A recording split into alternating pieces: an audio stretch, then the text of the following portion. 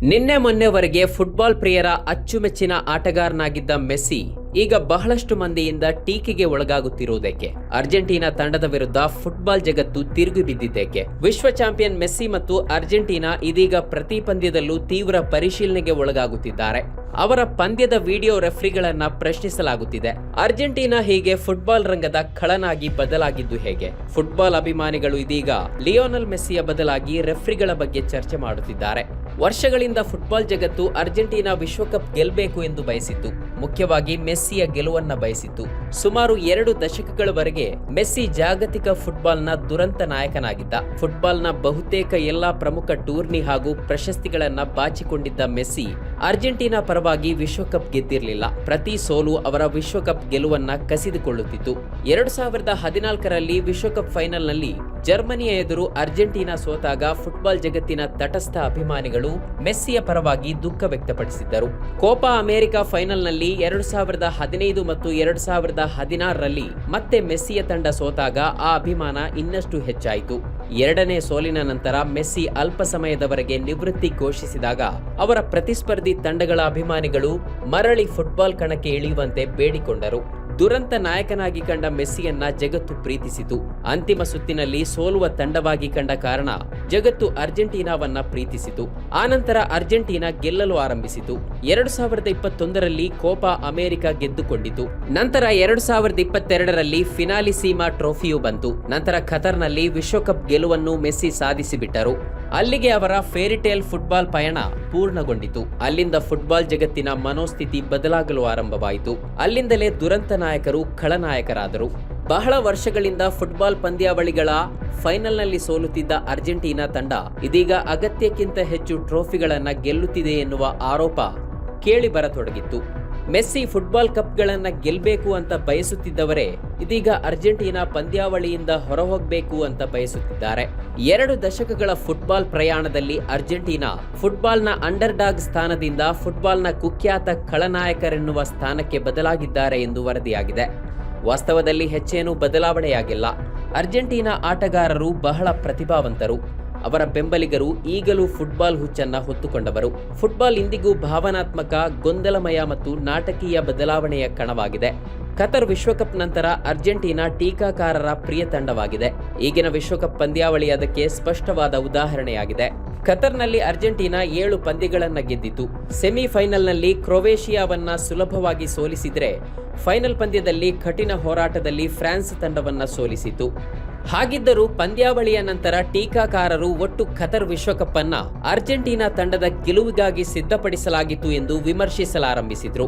ಅರ್ಜೆಂಟೀನಾಗೆ ನೀಡಿದ ಪೆನಾಲ್ಟಿಗಳು ಜಾಗತಿಕವಾಗಿ ಚರ್ಚೆಗೆ ಒಳಗಾದವು. ಸಾಮಾಜಿಕ ಜಾಲತಾಣಗಳಲ್ಲಿ ಪೆಸ್ಸಿ ತಮಾಷೆಗಳು ಹರಡಿದವು. ರೆಫ್ರಿಗಳ ಪ್ರತಿ ನಿರ್ಧಾರಗಳು ಎಲ್ಲಾ ಚೌಕಟ್ಟುಗಳಲ್ಲೂ ತಪಾಸಣೆಗೆ ಒಳಗಾದವು. ಪ್ರತಿ ವಿಡಿಯೋ ರೆಫ್ರಿ ಮಧ್ಯಪ್ರವೇಶ ಅರ್ಜೆಂಟೀನಾ ಪರವಾದ ಪಿತೂರಿಗೆ ಸಾಕ್ಷ್ಯ ಒದಗಿಸಿದವು. ಹಾಗೆ ನೋಡಿದ್ರೆ ಅರ್ಜೆಂಟೀನಾ ಮಾತ್ರ ಪ್ರಮುಖ ಪಂದ್ಯಾವಳಿಗಳಲ್ಲಿ ಪೆನಾಲ್ಟಿಗಳ ಲಾಭ ಪಡೆದ ತಂಡವಲ್ಲ. ಪರವಾದ ನಿರ್ಧಾರಗಳನ್ನ ಇತರ ತಂಡಗಳೂ ಪಡೆದಿವೆ.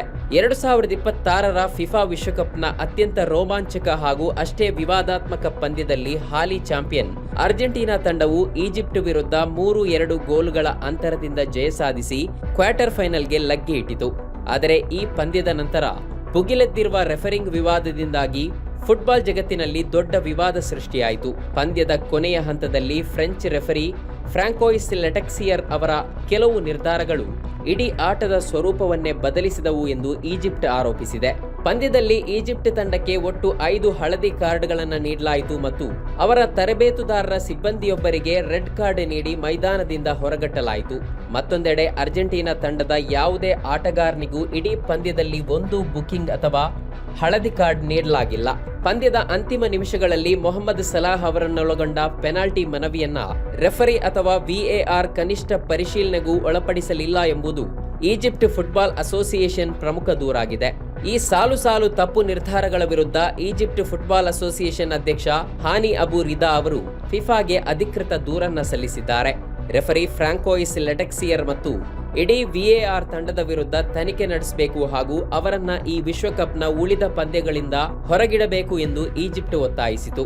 ಈಜಿಪ್ಟ್ ಮುಖ್ಯ ತರಬೇತುದಾರ ಹೊಸಾಮ್ ಹಸನ್ ಪಂದ್ಯದ ನಂತರ ಜಾಗತಿಕ ಮಾಧ್ಯಮಗಳ ಮುಂದೆ ತೀವ್ರ ಆಕ್ರೋಶ ಹೊರಹಾಕಿದ್ರು. ಲಿಯೋನೆಲ್ ಮೆಸ್ಸಿ ಮತ್ತು ಹಾಲಿ ಚಾಂಪಿಯನ್ ಅರ್ಜೆಂಟೀನಾವನ್ನ ಪಂದ್ಯಾವಳಿಯಲ್ಲಿ ಮುಂದುವರಿಸುವ ಉದ್ದೇಶದಿಂದಲೇ ಬಾಹ್ಯ ಶಕ್ತಿಗಳು ಮತ್ತು ರೆಫರಿಗಳು ಈ ರೀತಿಯ ಪಕ್ಷಪಾತದ ನಿರ್ಧಾರಗಳನ್ನು ಕೈಗೊಂಡಿದ್ದಾರೆ ಎಂದು ಅವರು ನೇರವಾಗಿ ಆರೋಪಿಸಿದ್ದಾರೆ. ವಿಶ್ವ ಚಾಂಪಿಯನ್ನರಿಗೆ ಎಲ್ಲಾ ಹಂತಗಳಲ್ಲೂ ವ್ಯವಸ್ಥಿತ ಬೆಂಬಲ ಸಿಗುತ್ತಿದೆ ಮತ್ತು ಈಜಿಪ್ಟ್ ತಂಡಕ್ಕೆ ಅರ್ಹ ಗೌರವ ಸಿಗುತ್ತಿಲ್ಲ ಎಂದು ಹಸನ್ ಬೇಸರ ವ್ಯಕ್ತಪಡಿಸಿದ್ದಾರೆ. ಈಗ ಅಮೆರಿಕದಲ್ಲಿ ನಡೆಯುತ್ತಿರುವ ವಿಶ್ವಕಪ್ನಲ್ಲೂ ಫಿಫಾ ಹಾಗೂ ಅದರ ಅಧ್ಯಕ್ಷ ಸಂಪೂರ್ಣವಾಗಿ ಅರ್ಜೆಂಟೀನಾ ಹಾಗೂ ಮೆಸ್ಸಿಯ ಪರವಾಗಿದ್ದಾರೆ ಎಂಬ ಆರೋಪ ವ್ಯಾಪಕವಾಗಿ ಕೇಳಿಬರುತ್ತಿದೆ. ಸೋಷಿಯಲ್ ಮೀಡಿಯಾದಲ್ಲಿ ಈ ಬಗ್ಗೆ ಆರೋಪ ಪ್ರತ್ಯಾರೋಪಗಳು ಬಹಳ ಜೋರಾಗಿವೆ. ಮೆಸ್ಸಿ ಹಾಗೂ ಅರ್ಜೆಂಟೀನಾವನ್ನ ಗೆಲ್ಲಿಸೋದೇ ಫಿಫಾದ ಏಕೈಕ ಅಜೆಂಡಾ ಎಂಬ ದೂರು ಕೇಳಿಬರುತ್ತಿದೆ. ಫುಟ್ಬಾಲ್ ಇತಿಹಾಸ ವಿವಾದಾತ್ಮಕ ಕ್ಷಣಗಳಿಗೆ ಸಾಕ್ಷಿಯಾಗಿದೆ. ಇಂಗ್ಲೆಂಡ್ನ 1966ರ ವಿಜಯ ಈಗಲೂ ಚರ್ಚೆಗೆ ಒಳಗಾಗುತ್ತಿದೆ. ಏಕೆಂದರೆ ಜೆಫ್ ಹೆರ್ಸ್ಟ್ ಅವರ ಪ್ರಸಿದ್ಧ ವೆಂಬ್ಲಿ ಗೋಲ್ ಕಾರಣದಿಂದಾಗಿ ಇಂಗ್ಲೆಂಡ್ ಗೆಲುವು ಸಾಧಿಸಿತು. ಆದರೆ ಚೆಂಡು ಸಂಪೂರ್ಣ ಗೆರೆ ದಾಟಲಿಲ್ಲ ಎಂದು ಅನೇಕರು ಇಂದಿಗೂ ಅಭಿಪ್ರಾಯಪಡುತ್ತಾರೆ. 1990ರ ವಿಶ್ವಕಪ್ ಫೈನಲ್ನಲ್ಲಿ ಪಶ್ಚಿಮ ಜರ್ಮನಿಗೆ ನೀಡಲಾದ ಪೆನಾಲ್ಟಿ ಮತ್ತು ಪೆಡ್ರೋ ಮುಂಜಾನ್ ಅವರ ಔಟ್ನಿಂದ ಅರ್ಜೆಂಟೀನಾ ಬೆಂಬಲಿಗರು ಆಕ್ರೋಶ ವ್ಯಕ್ತಪಡಿಸುತ್ತಿದ್ದಾರೆ. ಈ ನಿರ್ಧಾರಗಳು ಫಲಿತಾಂಶವನ್ನ ರೂಪಿಸಿವೆ ಎಂದು ಅನೇಕರು ನಂಬುತ್ತಾರೆ. ಸ್ಪೇನ್, ಫ್ರಾನ್ಸ್, ಜರ್ಮನಿ ಮತ್ತು ಇಟಲಿಗಳು ಪ್ರಮುಖ ಪಂದ್ಯಾವಳಿಗಳ ವಿಜಯದಲ್ಲಿ ವಿವಾದಾತ್ಮಕ ಕ್ಷಣಗಳನ್ನು ಎದುರಿಸಿವೆ. ಹಾಗಿದ್ದರೂ ಅರ್ಜೆಂಟೀನಾದ ಸಾಧನೆಯನ್ನ ಸಂಶಯದಿಂದ ಗಮನಿಸಲಾಗುತ್ತಿದೆ. ಅನೇಕ ಮಂದಿ ಈಗಾಗಲೇ ಫಿಫಾ ಅರ್ಜೆಂಟೀನಾ ಪರವಾಗಿದೆ ಎಂದು ನಂಬಿದ್ದಾರೆ ಮತ್ತು ಅದನ್ನು ಬೆಂಬಲಿಸುವ ಸಾಕ್ಷ್ಯಗಳನ್ನು ಹುಡುಕುತ್ತಿದ್ದಾರೆ ಎಂದು ತೋರುತ್ತಿದೆ. ವಿಶ್ವಾದ್ಯಂತ ಫುಟ್ಬಾಲ್ ಅಭಿಮಾನಿಗಳು ಇದೀಗ ಅರ್ಜೆಂಟೀನಾ ಸೋಲಬೇಕು ಎಂದು ಬಯಸುತ್ತಿದ್ದಾರೆ. ಅದಕ್ಕೆ ವಿವಾದಾತ್ಮಕ ವಿಡಿಯೋ ರೆಫ್ರಿ ನಿರ್ಧಾರಗಳು, ಮೈದಾನದಲ್ಲಿನ ವರ್ತನೆಗಳು ಮತ್ತು ಅಹಂಕಾರಗಳನ್ನ ಕಾರಣಗಳನ್ನಾಗಿ ನೀಡಲಾಗುತ್ತಿದೆ. ನಮ್ಮ ಕಾರ್ಯಕ್ರಮಗಳನ್ನ ನೀವು ನೋಡ್ತಾ ಇದ್ರೆ ನಮ್ಮ ಚಾನೆಲ್ ಅನ್ನ ಸಬ್ಸ್ಕ್ರೈಬ್ ಮಾಡಿ, ಪಕ್ಕದ ಬೆಲ್ ಐಕಾನ್ ಒತ್ತಿ ನಮ್ಮನ್ನ ಬೆಂಬಲಿಸಿ. ಹಾಗೆ ನಮ್ಮ ಕಾರ್ಯಕ್ರಮಗಳನ್ನ ಲೈಕ್ ಮಾಡಿ, ಕಮೆಂಟ್ ಮಾಡಿ, ಅದನ್ನ ಬೇರೆಯವರಿಗೂ ವಾಟ್ಸ್ಆಪ್ ಮೂಲಕ ಶೇರ್ ಮಾಡಿ. ನೀವು ಹೀಗೆ ಮಾಡಿದಾಗ ನಮ್ಮ ಚಾನೆಲ್ ಇನ್ನಷ್ಟು ಮತ್ತಷ್ಟು ಜನರಿಗೆ ತಲುಪಲು ನೀವು ನಮ್ಮೊಂದಿಗೆ ಸಹಕರಿಸಿದ ಹಾಗಾಗುತ್ತೆ. ಇದು ನೀವು ಯಾವುದೇ ಖರ್ಚಿಲ್ಲದೆ ಕೆಲವೇ ಸೆಕೆಂಡುಗಳಲ್ಲಿ ನೀಡಬಹುದಾದ ಸಹಕಾರ. ಧನ್ಯವಾದಗಳು.